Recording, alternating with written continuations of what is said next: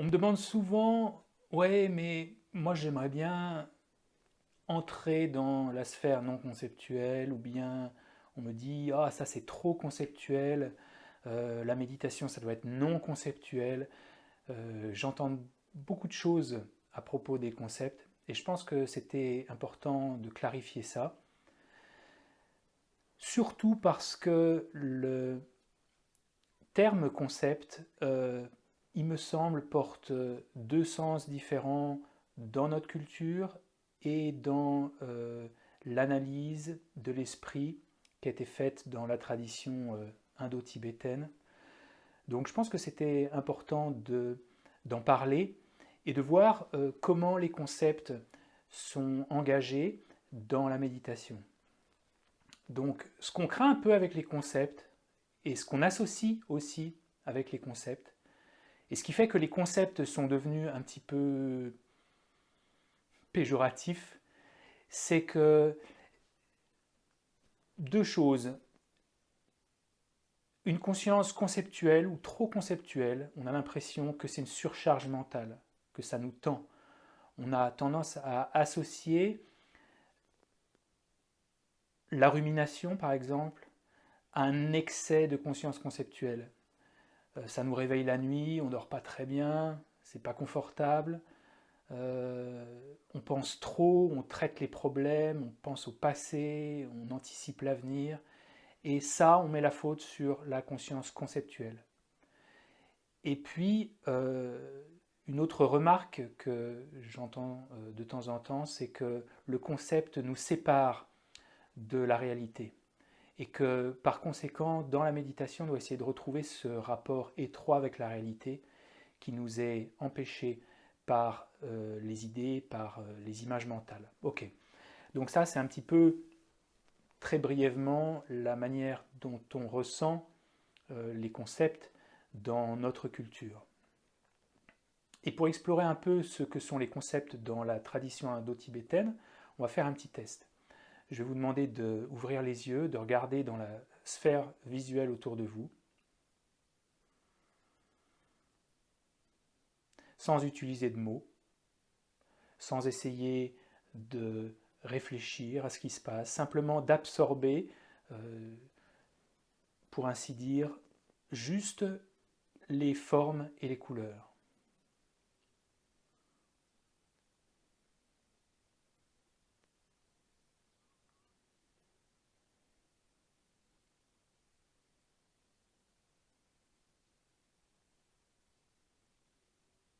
Ok? Donc ça, est-ce que c'est conceptuel? Je ne vais pas y répondre tout de suite. Maintenant, dans la sphère visuelle, est-ce que vous arrivez à reconnaître des objets?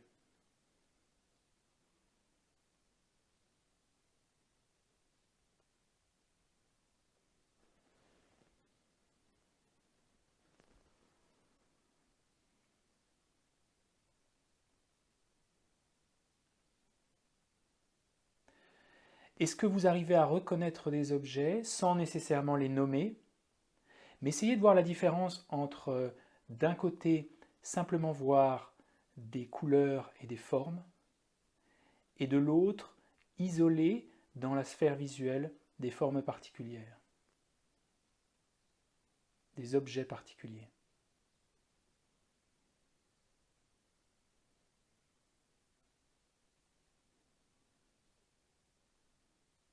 Comme si dans votre esprit, il y avait une tendance à penser, ah c'est ça, ça c'est une tasse, ok, ça c'est la lumière, là c'est la chaise, mais sans nommer. Mais on identifie, on reconnaît quelque chose, avec le sens de certitude. Et comme si mentalement on se disait c'est ça, mais il n'y a pas vraiment de mots dans l'esprit. Essayez de voir.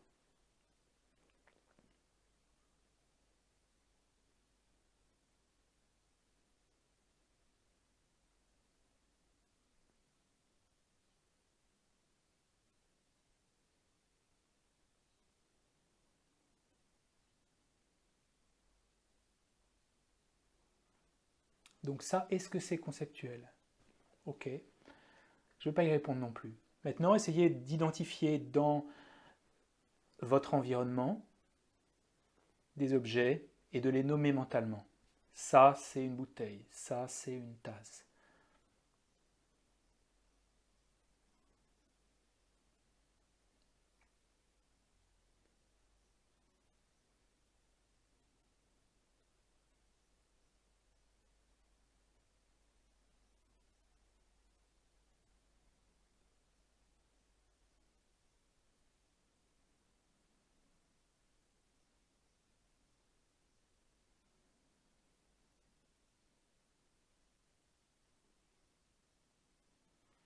Est-ce que ça, c'est conceptuel? Maintenant, essayez de réfléchir. Vous voyez une tasse, vous vous dites, est-ce qu'il faut que je la nettoie? Ou vous regardez votre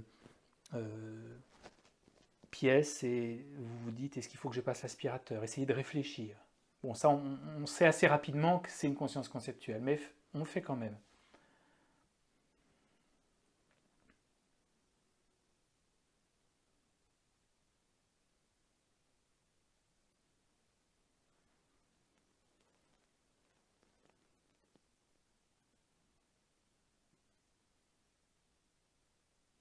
Ok, donc on a 4 propositions. La première, simplement identifier les formes et les couleurs. 2, identifier les formes et les couleurs, mais savoir reconnaître des objets sans les nommer. Troisième possibilité, identifier des formes, des couleurs, les nommer mentalement, en leur donnant une désignation, un mot.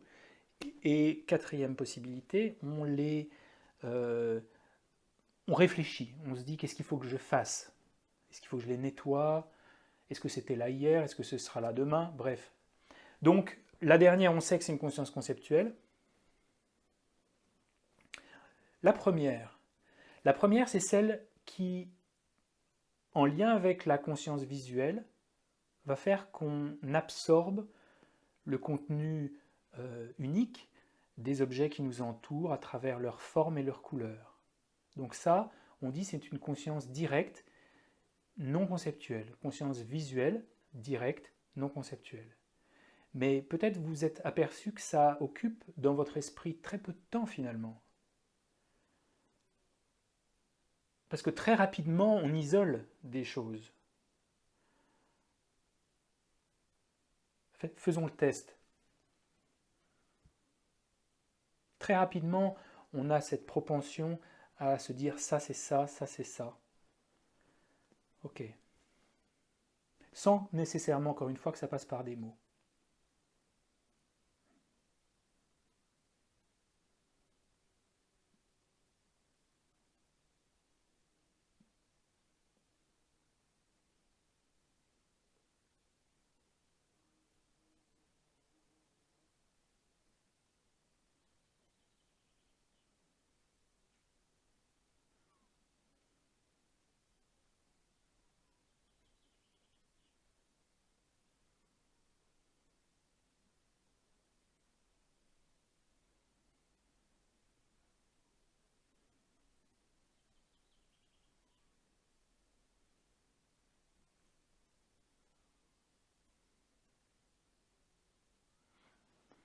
Alors ça, quand on vient identifier des choses dans notre entourage, et sans qu'on les identifie à travers des mots, est-ce que c'est une conscience conceptuelle? Si on arrive à penser ah ça c'est ça, ça c'est ça, sans avoir besoin de se dire ah c'est ça, c'est un vase, c'est un pot, est-ce que c'est une conscience conceptuelle? Ben, dans l'analyse de l'esprit, comme c'est proposé dans la tradition indo-tibétaine, oui, c'est une conscience conceptuelle, ou on pourrait dire une conscience qui passe à travers une idée, une conscience idéale, ce qui est peut-être un petit peu plus juste parce que c'est moins connoté, une conscience qui est connue à travers une idée. Alors c'est vrai que ça se juxtapose un petit peu à la conscience mentale absorbe les formes et les couleurs, et sur la base de ça, eh bien, on vient avoir un filtre où on connaît l'objet à travers une représentation mentale, une image mentale. On appelle ça une généralité dans l'esprit. En fait, cette généralité, elle est semi-opacifiante dans l'esprit. On voit l'objet et peut-être presque simultanément, on a cette idée de connaître l'objet, d'en avoir une certitude, de dire c'est ça, sans avoir besoin de mots. Ça, c'est une conscience conceptuelle qui est fine, mais qui est indispensable. Alors bien entendu, une fois qu'on met un mot, ça aussi c'est une conscience conceptuelle, et une fois qu'on réfléchit, c'est une conscience conceptuelle. Donc dans ces 4 exemples qu'on a eus, le premier est une conscience directe, les 3 autres sont des consciences conceptuelles. Donc on voit que conscience conceptuelle dans le bouddhisme, ça recouvre quelque chose de beaucoup plus vaste, de beaucoup plus élémentaire, de beaucoup plus fin et bien souvent de beaucoup moins problématique. Le problème, ce n'est pas les concepts, le problème, c'est la distraction en lien avec les concepts. Mais les concepts, ils sont bénéfiques. Prenons l'exemple de la méditation sur le souffle. La méditation sur le souffle, vous allez me dire, oui, mais ça c'est complètement non conceptuel. Eh bien, faisons le test. Dans les sutras de la tradition pali, on entend quand je respire, que j'inspire, je sais que j'inspire. Est-ce que ça vous rappelle quelque chose? Quand j'inspire, je sais que j'inspire. Donc on peut être conscient dans l'inspire de simplement, comme les formes et les couleurs, les perceptions tactiles, la sensation que notre respiration provoque sur nos habits, le mouvement de notre peau. Faisons le test, juste être en contact avec les sensations tactiles.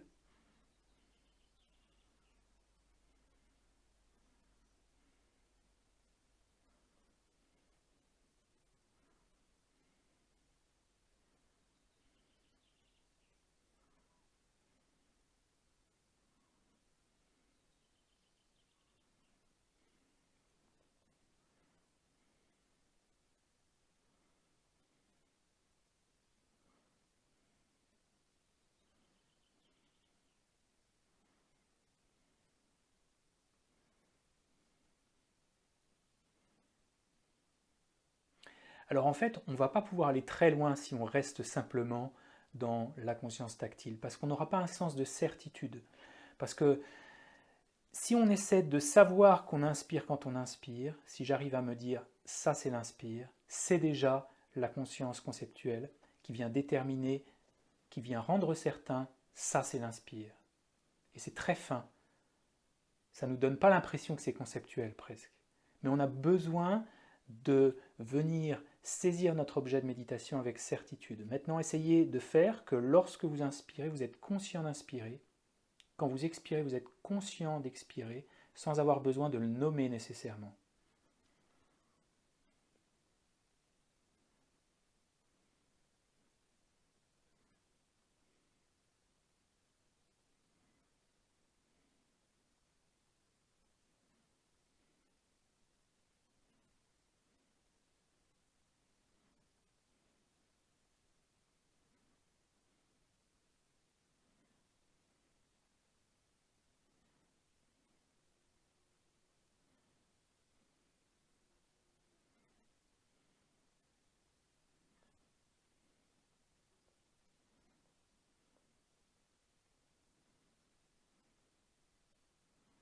Vous voyez, ce n'est pas tout à fait la même chose.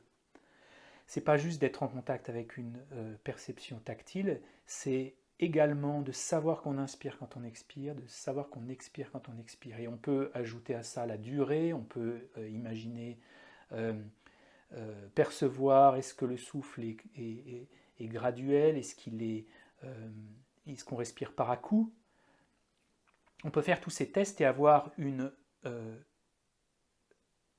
appréhension sûre, certaine, de se dire ah oui, mon souffle il est un peu désorganisé là.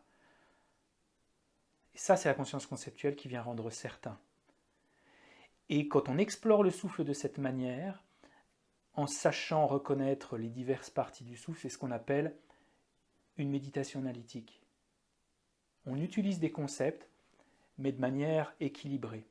Et quand ensuite on va simplement maintenir notre appréhension du souffle, du c'est ça le souffle, sans avoir plus besoin de l'explorer de fond en comble, qu'on n'est plus perdu dans l'inspire, enfin pas perdu, mais qu'on n'est plus plongé dans l'inspire, l'expire et les différentes parties, mais qu'on a plus une vision d'ensemble, simplement d'être en contact avec le souffle, et qu'on maintient le c'est ça du souffle, au départ de manière très légère et de plus en plus claire à mesure qu'on médite, c'est ce qu'on appelle la méditation de placement.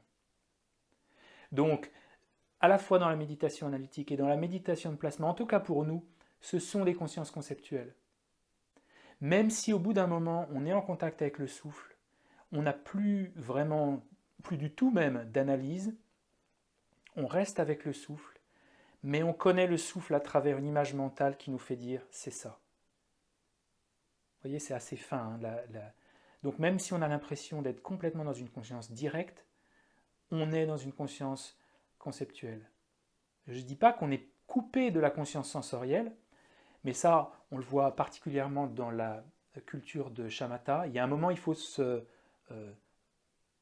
défaire des consciences sensorielles, parce qu'il faut que la conscience mentale acquiert tous ses jalons, et pour acquérir le calme mental, il faut qu'on soit dans la sphère mentale uniquement. Mais on peut commencer comme ça, avec une méditation qui est un petit peu hybride entre conscience conceptuelle mentale et conscience sensorielle. Voilà. Donc ça, c'est vraiment un point important, parce que si on pense qu'il faille se défaire complètement des concepts et rester simplement dans les sensations sans avoir besoin de dire c'est ça, de reconnaître ce qui se passe, eh bien on ne pourra pas concentrer l'esprit. Parce que la pleine conscience, elle a besoin de ce ferment, de ce substrat de certitude, de venir déterminer un objet avec la réflexion, avec l'analyse, et ensuite le maintenir sans analyse. Et tout ça, c'est rendu possible avec la conscience conceptuelle. Donc, vous voyez que la conscience conceptuelle, elle ne recouvre pas vraiment le même sens. Pourquoi? Aussi parce que plus on va cultiver shamatha avec la conscience conceptuelle, plus on va être détendu, en paix. Et il est d'ailleurs encouragé de méditer dans une méditation de placement sur le souffle pour des gens qui ont une grande discursivité. Donc, méditer sur le souffle à travers une image mentale, comme on le fait dans la pratique de shamatha, ça vient empêcher la rumination. Donc, ça vient contrer notre compréhension européenne, occidentale, du concept problématique. Mais ça se fait à travers ce qui est présenté dans le bouddhisme tibétain comme une conscience conceptuelle. Voilà. Donc, à garder à l'esprit et puis à faire des tests. Vous pouvez faire des tests sur le souffle et voir comment ça se décline dans votre appréhension, dans votre expérience. Et bonne pratique.